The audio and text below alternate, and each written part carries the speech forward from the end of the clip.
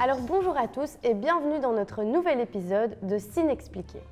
Aujourd'hui, nous allons vous parler des rires enregistrés et plus spécifiquement dans les séries TV. Mais alors Sam, comment est-ce que les rires enregistrés sont entrés dans l'histoire et pourquoi? Très bonne question. À partir des années 30, la télévision commence à se répandre doucement dans les foyers. Et dès les années 40, la télé veut essayer de reproduire l'ambiance qu'il y a au théâtre, en donnant donc l'impression aux gens qu'ils sont au théâtre, mais dans leur salon. Et c'est comme ça qu'est né le rire en boîte. Donc en fait Sam, les rires enregistrés, ils ont deux grands rôles. Tout d'abord, ils indiquent au public que la série est censée être comique. Et ensuite, ils guident vraiment le téléspectateur, ils lui montrent où sont les blagues et donc il lui dit quand est-ce qu'il est censé rigoler. Tout à fait Olivia. D'ailleurs, des ingénieurs ont créé des machines pour enregistrer en off des rires de foule. Et c'est ce qui donne l'impression aux téléspectateurs d'entendre des vraies réactions de vrais publics. Alors la fameuse Lovebox, donc la boîte à rire, fut créée dans les années 50 par Charlie Douglas. Il y avait un clavier pour choisir et mixer les différents enregistrements de rire, mais aussi d'applaudissements. Et alors il y avait 320 types de rire, 320, classés selon l'âge, le sexe, mais aussi le type de rire, parce qu'on a tous un ami, une amie qui a un rire un peu particulier. Enfin voilà, vous voyez ce que je veux dire. Et puis il y avait aussi une pédale pour pouvoir contrôler le volume et la durée du son. On regarde tout de suite. And for the last applause.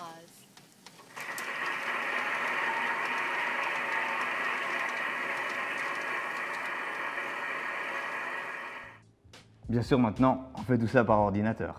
Mais en fait, dans les années 60, on a vu vraiment un déclin du public live. Et donc, les séries TV utilisent de plus en plus la fameuse Lovebox.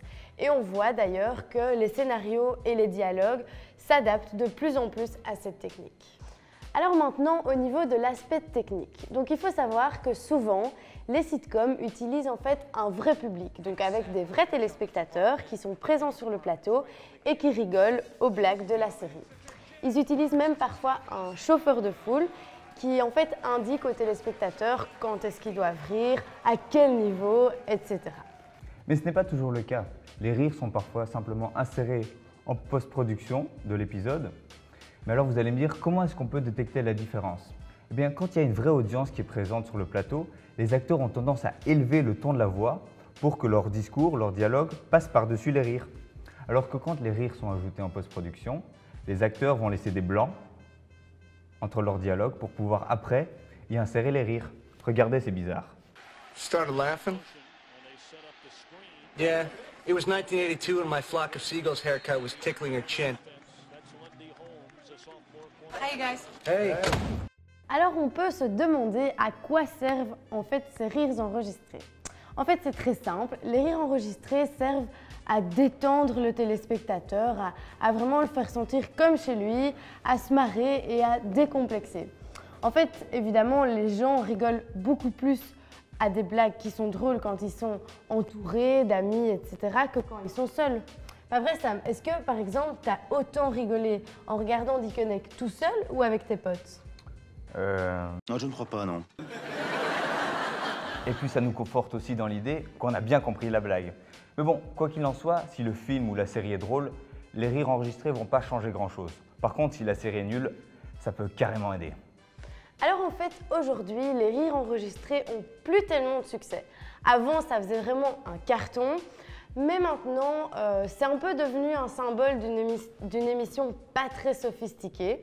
Et donc, on voit qu'en fait, il y a plein de nouvelles séries hyper comiques et hyper marrantes qui se développent, mais sans utiliser cette ancienne technique. On a par exemple Modern Family, Scrubs, Malcolm et plein d'autres séries qu'on connaît tous aujourd'hui. The tune of Staying Alive by the Bee Gees. Do you know that song? Yes, yes, I do. I love that song. Staying alive, staying alive. Staying alive, staying alive. You can't I use my walk, I'm a woman's man, no time to talk. Effectivement, à partir des années 2000, le paysage télévisuel a fortement évolué. Les séries aujourd'hui sont beaucoup plus complexes, proches de la réalité, les personnages sont plus sérieux, angoissés.